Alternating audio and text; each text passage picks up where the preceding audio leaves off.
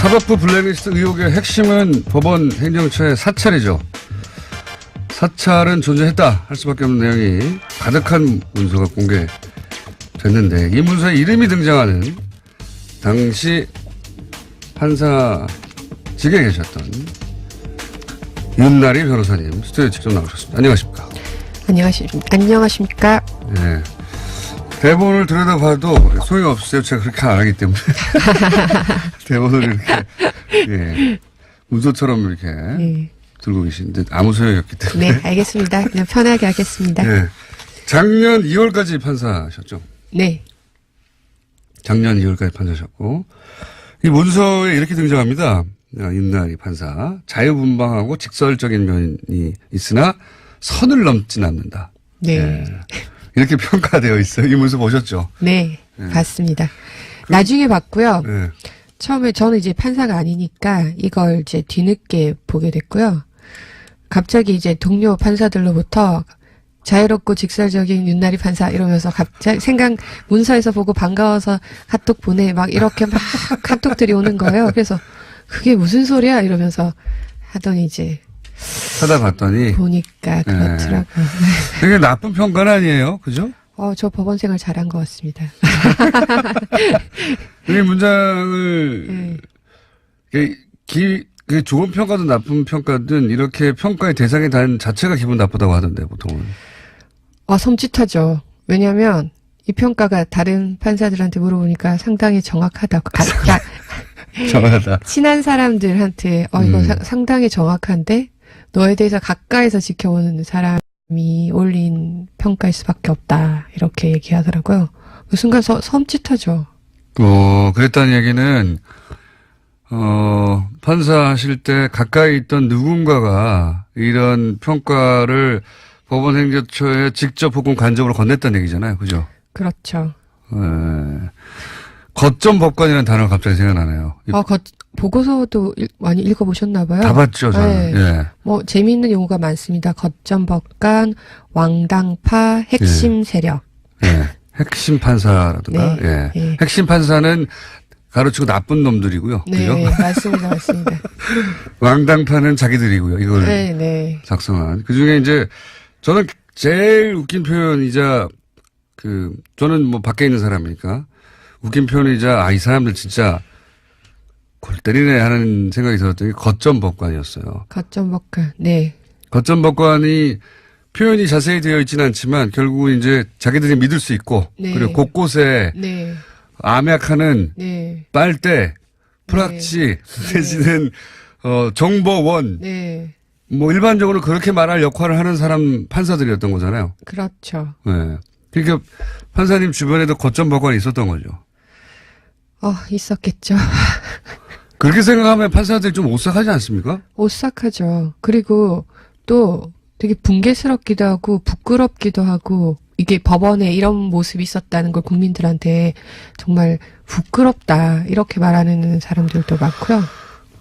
이게 국정원이 아이오나 또는 뭐 이런 요원들 침투시키는 거는 그게 이제 그 사람들의 직업이니까요. 네. 공작이.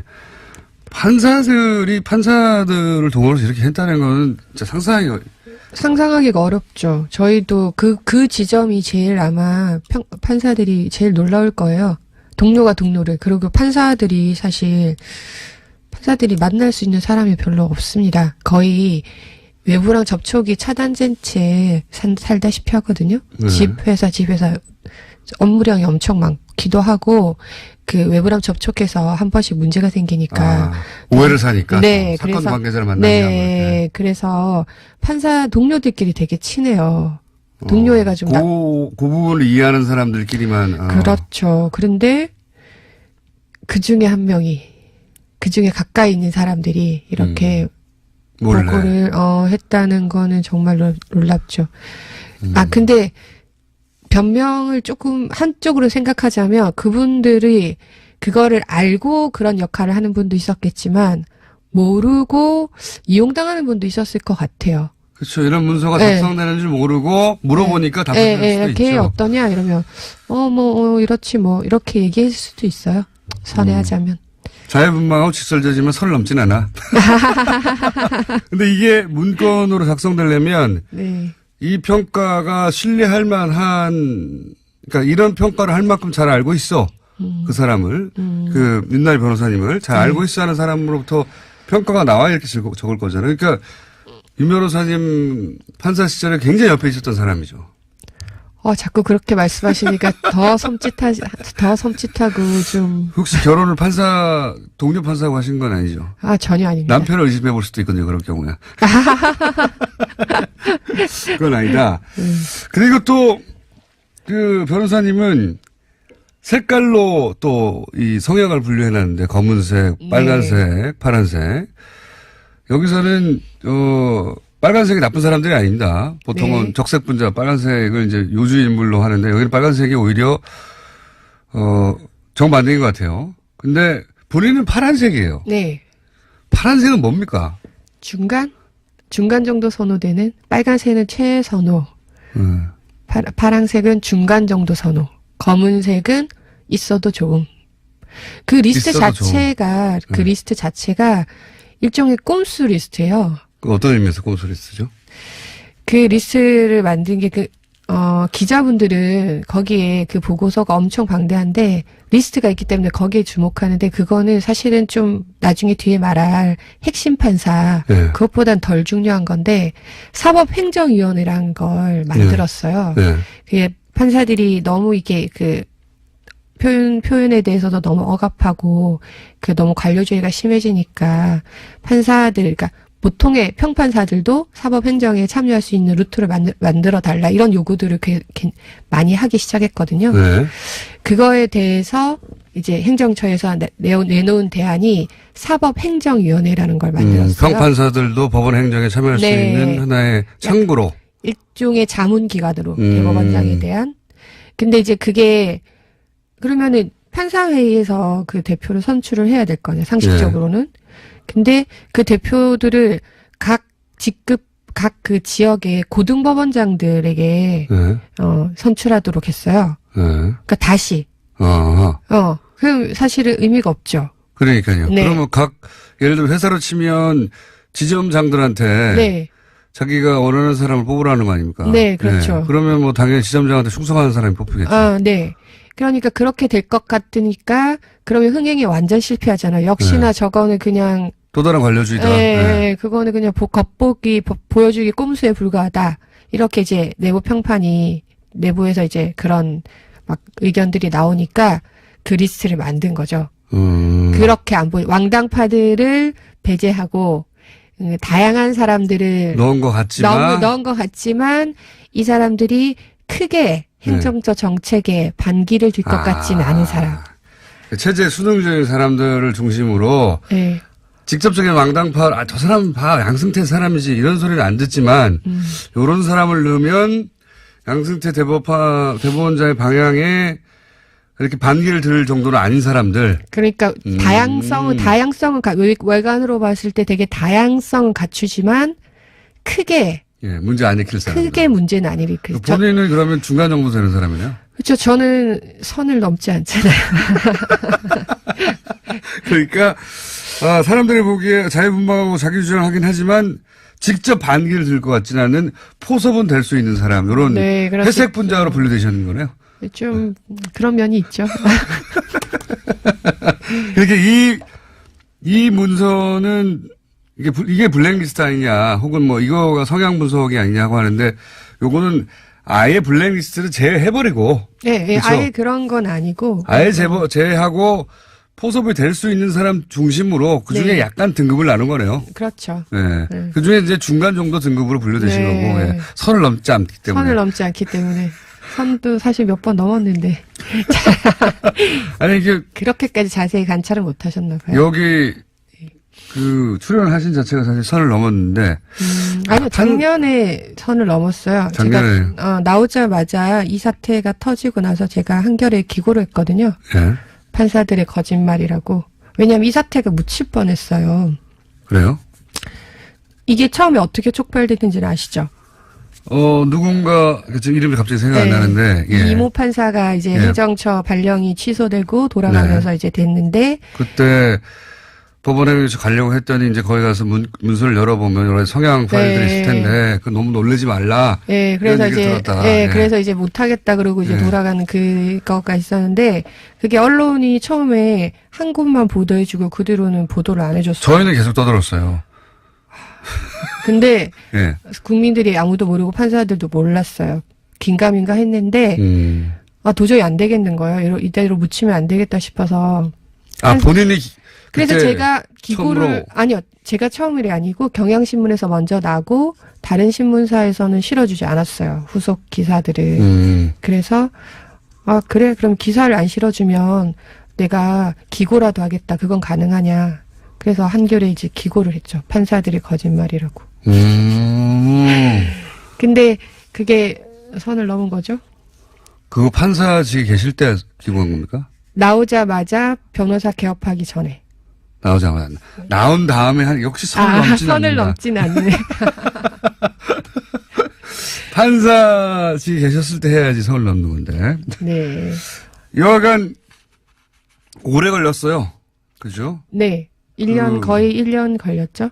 저도 기억하기로, 거의 1년 전쯤에 처음 나왔는데, 뭐 기사가 그렇게 많지 않았습니다. 많지 않았는데, 저희는 주목한 기사였는데,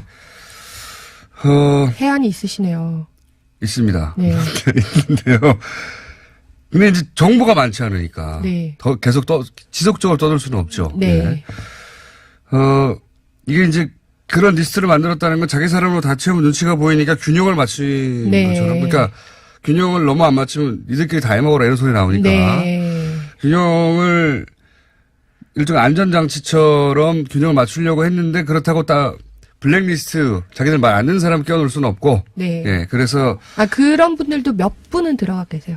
몇 분은? 그 분 중에서도 조금 그런 분들. 지금 핵심이 되는 게 핵심. 네, 핵심. 네, 핵심이 소위 말해서 블랙리스트. 네, 그게 블랙리스트죠. 이분들은 형사재판부에 지난 7년간 MBC 보도에 따르면 한 사람을 제외하고는 아무도 임명되지 않았다, 글로 가지 않았다 그랬는데 이게 의미하는 바가 뭡니까? 형사재판부에 안 보낸다는 건 무슨 의미입니까?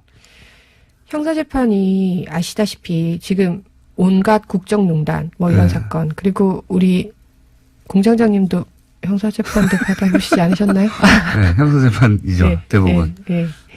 그 형사재판이라는 게 굉장히 시국과 밀접한 특히 서울중앙지방법원 형사재판은 굉장히 밀접한 관계가 있어요. 되게 크리티컬한 정치적이고 그렇죠. 민감한 정권에 치명적일 수도 있고.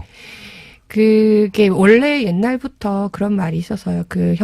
제가 들어올 때부터, 형사재판은 아무나 보내지 않는다. 특히 서울중앙지방법원 형사재판은 정말 이제 인정받는, 실력으로도 당연히 인정받겠지만, 대세 거스리지 않는 판단을 할 사람. 예를 들어 양승태 대법원장 시절에는 양승태 대법원장에 거스리지 않는 사람으로 인사를 하도록 노력했겠군요. 근데 거기에 포함되지 못하는 사람들인 거죠. 그죠? 네. 21명은. 그렇게 했다고 단정할 수는 없지만 옛날부터 그런 말은 판사들 사이에서 자주 섞이게 많이 나왔고 근데 이번에 MBC 보도에서 그런 보도를 봤어요. 어떻게 취재하셨는지 모르겠어요. 대단하십니다. MBC 요즘 살아나고 있어요. 네. 그런데 이거 굉장히 핵심을 짚은 그 보도였거든요. 네. 그 부분은. 이 사람들이 어떻게 됐을까? 핵심 판사들이. 네. 이 사람들이 어떤 불이익을 당했을까? 네. 근데 판사들이 불이익이라는 게 뭐 감봉한다든가 이런 게 아니잖아요. 그렇죠. 눈에 보이게 불이익을 되게 많이 줄 수 있어요. 임지라든지 아니면은 보직이라든지 뭐 중요한 포스트들이 이런 거죠. 이렇게 서울 형사부 아니면 행정법원에도 보면 굉장히 4대강이라든지 정치적으로 예민한 이슈들이 많이 가잖아요. 집회 촛불 집회 그거 어떻게 허락해 줄 건지 안 할 건지 이런 것들도 다 행정법원에서 하잖아요. 그렇죠. 그러니까 그런 자리들에 이제 좀 더 믿을 만한 양승태 대법관에게 반하지 않는 사람을 꼽고 본인이 보기에 양승태 대법원장 이 보기에 이제 문제를 안 일으킬 사람들, 이런 사람들이 가게 되는. 그런 면이 있다고 이제 판사사에서는 그렇게 회자됐어요. 근데 이제 그렇겠죠. 왜냐하면 이 문건을 왜 만들었겠어요? 문건을 왜 만들겠어요? 뭐 그러니까. 밥을 왜 짓겠어요? 밥을 먹으려고 밥을 먹고. 그 문건을 쓰려고 만든 거죠, 이 내용을. 그렇죠. 네. 네. 이 내용을 분석해서 자기들이 원하는 사람들을 원하는 위치에 보냈겠죠. 네. 또 원하지 않는 사람들은 배제하고. 아니, 이 문건은 사실은 그렇게까지 드러난 문건은 모든 판사들에 대해서 성향 분석을 한 문건은 아니고요. 아니겠죠, 아까 말했던 그 꼼수 리스트, 네. 거기 60명, 그 다음에 네. 핵심 21명. 핵심. 그러니까 보통의 평판사들과 떨어뜨려 놔야 돼. 핵심 네. 20명 정도. 그 정도거든요. 근데 그 20명 중에서 몇 명에게는 굉장히 디테일하게 그 사람의 정보를 파악을 했어요. 근데 이것도 문건이 다 열린 게 아니잖아요. 760건 정도는 아예 비밀번호가 걸려서 못 열었잖아요. 네, 그렇죠. 삭제된 것도 300건 있고. 네. 그 다음에 아예 그 PC를 제출하지 않는 법원행정처 처장도 있고. 네. 그 양반은 왜 안 냅니까? 그분이 안 내신 게 아니죠. 그분은 이미 나가셨고, 네.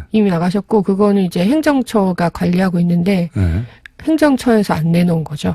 행정처가 대법원장의 요청에도 그렇게 거절할 수가 있는 거예요? 행정처장님이 따로 계시니까요.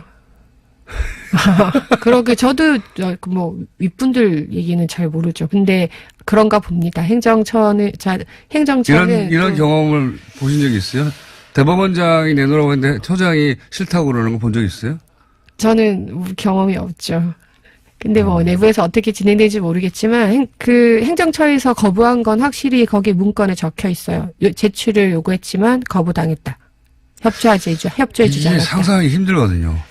조직의 장이 이런 사실 범죄 아닙니까? 범죄와 관련한 증거물을 내놓으라고 그랬는데 안 돼 이러는 거 아니에요. 이거 이해가 안 가거든요, 일반인들은. 네. 판사들 왜 저러는지. 왜 그러는 거예요? 이게 말이 됩니까? 저도 여쭤보고 싶어요. 왜 그러는지. 말이 안 되죠. 네. 근데 네. 이게 아마 행정처와 네. 그 일반 판사들 간에 지금 되게 괴리감이 있는 것 같아요. 행정처는 여전히 양승태 대법원장이 임명한 사람들로 많이 현재도 있고 또 뭐 거기 들어가면 또 그 나름대로 그 우리도 조직을 위해서 일했다 이런 그런 게 있지 않을까요? 뭐 국정원에서 그 뭐 심리 전달했던 사람도 아니 뭐 이해하려는 건 아니 않는다. 이해하려는 건 아니지만 어쨌든 그 내부 논리라는 게 있으니까 아마 그렇게 되지 그렇죠. 않을까 싶고요. 제 말은 그게 옳으냐 이거죠. 그렇게 하는 거. 뭐 당연히 저는 그렇게 하면 안 된다고 생각하죠. 그럼 행정처를 그러면 싹 갈아버려야 되는 거 아니에요? 기본적으로 이런 상황에서도 그걸 저항하면서 막아보려고 하고 숨기려고 한다는 게 말이 안 되잖아요. 그렇죠. 그래서 이번에 김소영 행정처장이 물러나신 거 아닌가요? 그걸 저한테 물으시면 안 돼요. 그렇겠죠. 전 그렇다고 생각하고 있어요. 아니라고 하시지만 사실은 그런 거가 중요하게 작용하지 않았을까요? 그러니까요. 네. 이게 대법원장이 이 사태의 진상을 파악하기 위해서 관련된 자료를 내놓으라고 하는데 여러 가지 이제 이유로 안 내놓고 비밀번호 내놓으라는데 안 내놓는 거 아닙니까? 제목만 봐도 이상한 파일들이 있어요. 제목만 봐도 이상한 파일이 진짜 있어요. 그러니까요. 네. 저는 이 파일을 꼭 열어야 된다고 생각하는 게 국제인권법 연구의 가로 안에 인사. 그게 핵심 아닙니까? 그게 핵심이죠, 핵심. 블랙리스트가 득실득실한 건 아니고, 여기가? 어떻게 진짜 실행됐는지 안 됐는지를 바로 검증해 볼 수 있는 파일일 것 같아요. 파일명만 보면. 그거 자기들이 열어서 지워버리지 않을까요? 이미? 300번은 파일을 지운 게 아니라, 그러니까 파일 삭제하고 휴지통에 넣는다. 보통 그렇게 생각하시는데, 그러면 또 이거 왜 지웠냐고, 혹은 복원할 수 있으니까 그렇게 안 하고, 내용이 심각한, 아마도 그래서 그랬겠죠. 심각했을 법한 그 내용들은 안에 있는 내용을 지워버렸어요. 파일은 존재해요. 네. 파일은 존재하는데 안에 텍스트가 하나도 없는 거예요. 그런 파일이 이 삭제 파일인 겁니다. 삭제가 아예 지운 걸 휴지통에서 꺼낸 게 아니에요. 제가 저보다 더 디테일하게 아시는데요? 저도 그런 얘기를 작년부터 떠돌았어요. 이게 단순히 휴지통에 넣어서, 그러니까 우리가 파일 삭제할 때 휴지통에 넣는 게 아니고 뭔가 특수한 프로그램을 이용해서 웬만하면 복구하기 힘든 그런 걸 이용해서 지웠다는 얘기는 작년부터 있었어요. 그거는 또 그것대로 네. 물리적으로 삭제하는 것이고 네. 제 말은 뭐냐면은 그 내용을 삭제해버리는 거예요. 문서를 열었어. 열었는데 없어. 백지예요, 백지. 그런 삭제가 있는 겁니다, 지금. 그런 거는 복구할 수도 없지 않아요? 없죠. 내용이 없는데 어떻게 복구합니까?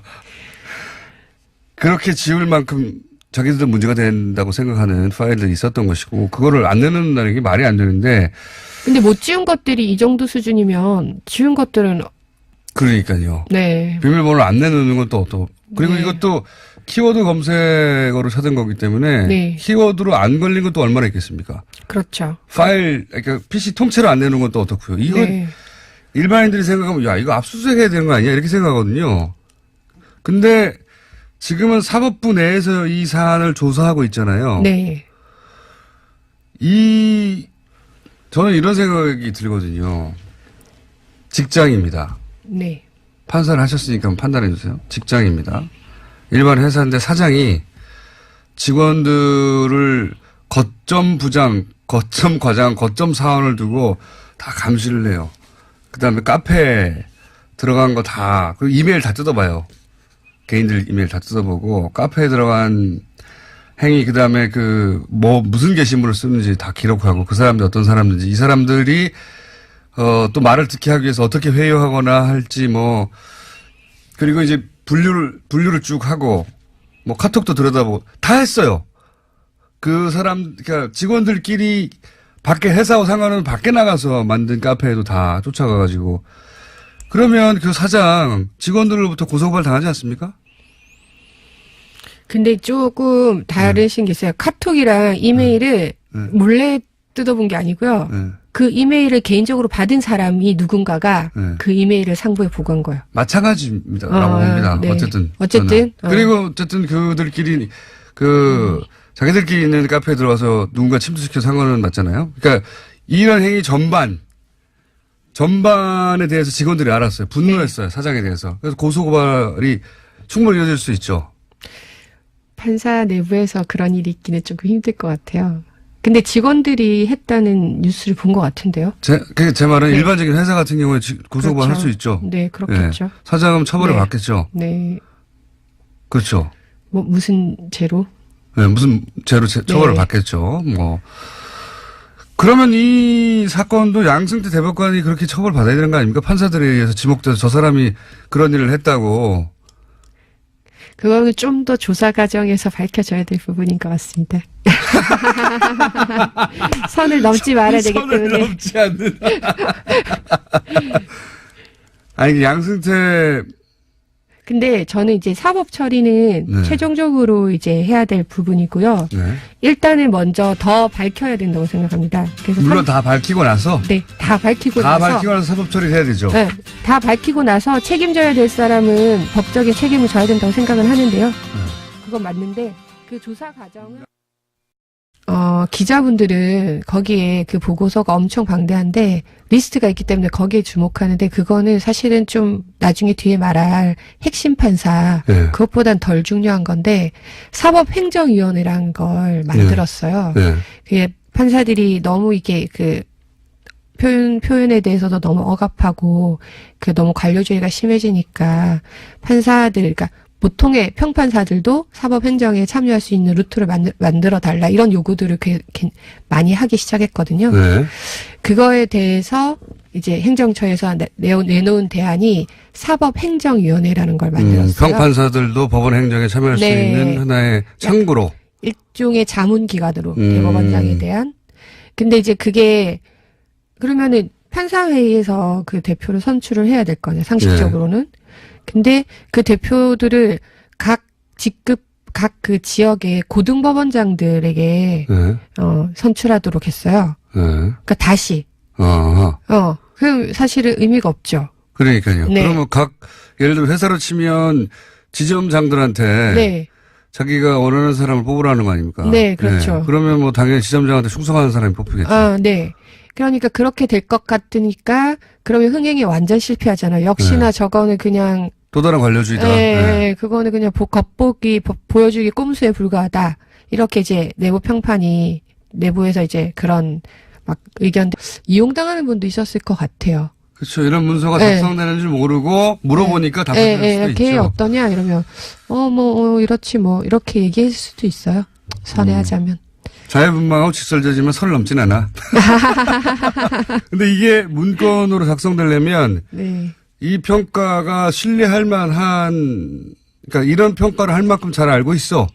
그 사람을, 그 윤나리 변호사님을 잘 알고 있어 하는 사람으로부터 평가가 나와야 이렇게 적을 거잖아요. 그러니까 윤 변호사님 판사 시절에 굉장히 옆에 있었던 사람이죠. 자꾸 그렇게 말씀하시니까 더 섬찟하고 좀. 혹시 결혼을 동료 판사하고 하신 건 아니죠? 전혀 아닙니다. 남편을 의심해 볼 수도 있거든요, 그런 경우에. 그건 아니다. 그리고 또, 그 변호사님은 색깔로 또 이 성향을 분류해놨는데, 검은색, 빨간색, 파란색. 여기서는, 빨간색이 나쁜 사람들이 아닙니다. 보통은 네. 적색 분자 빨간색을 이제 요주 인물로 하는데, 여기는 빨간색이 오히려, 정반대인 것 같아요. 근데 본인은 파란색이에요. 네. 파란색은 뭡니까? 중간 정도 선호되는 빨간색은 최선호. 파란색은 중간 정도 선호. 검은색은 있어도 좋음. 그 리스트 자체가 네. 리스트 자체가 일종의 꼼수 리스트예요. 그 어떤 의미에서 꼼수를 쓰죠? 그 리스트를 만든 게 사법부 블랙리스트 의혹의 핵심은 법원 행정처의 사찰이죠.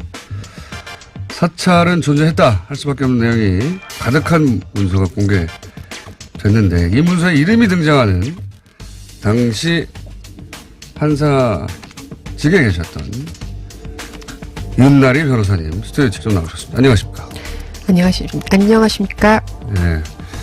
대본을 들여다봐도 소용없어요. 제가 그렇게 안 하기 때문에.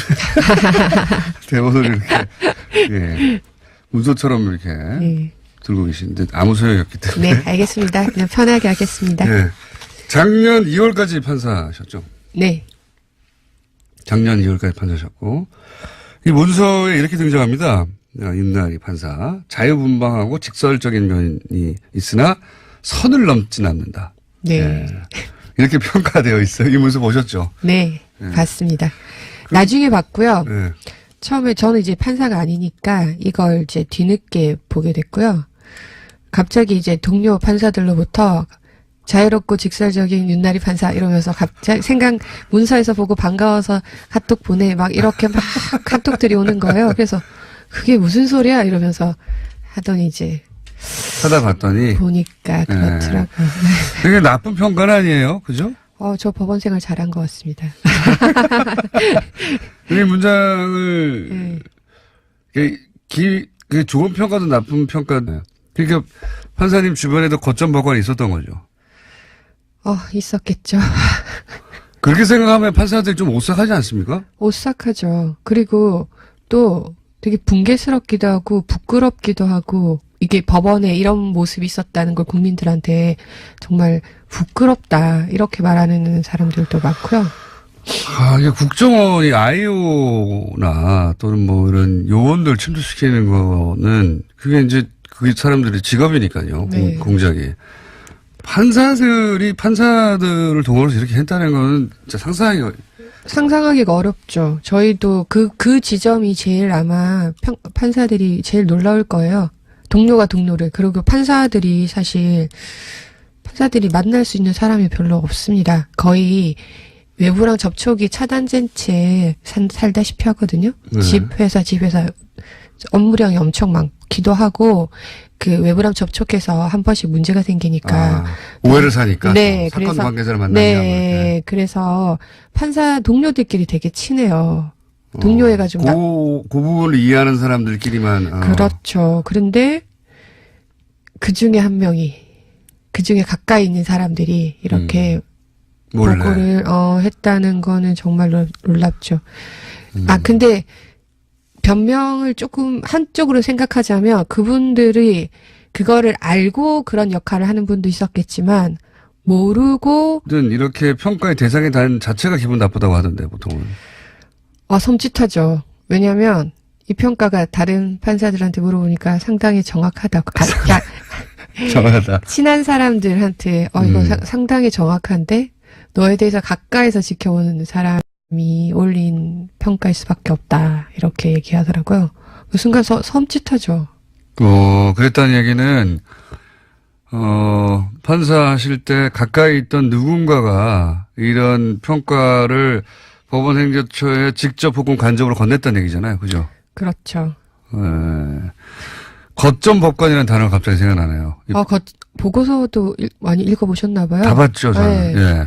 재미있는 용어가 많습니다. 거점 법관, 왕당파, 핵심 세력. 예. 핵심 판사라든가. 네. 예. 네. 핵심 판사는 가로치고 나쁜 놈들이고요. 네, 그죠? 맞습니다. 왕당파는 자기들이고요. 이걸 네. 작성한. 그 중에 이제 저는 제일 웃긴 표현이자 저는 뭐 밖에 있는 사람이니까 웃긴 표현이자 이 사람들 진짜 골 때리네 하는 생각이 들었던 게 거점 법관이었어요. 거점 법관. 네. 거점 법관이 표현이 자세히 되어 있지는 않지만 결국은 이제 자기들이 믿을 수 있고 네. 그리고 곳곳에 네. 암약하는 네. 빨대, 프락치 내지는 정보원. 네. 뭐 일반적으로 그렇게 말할 역할을 하는 사람 판사들이었던 거잖아요. 그렇죠. 네.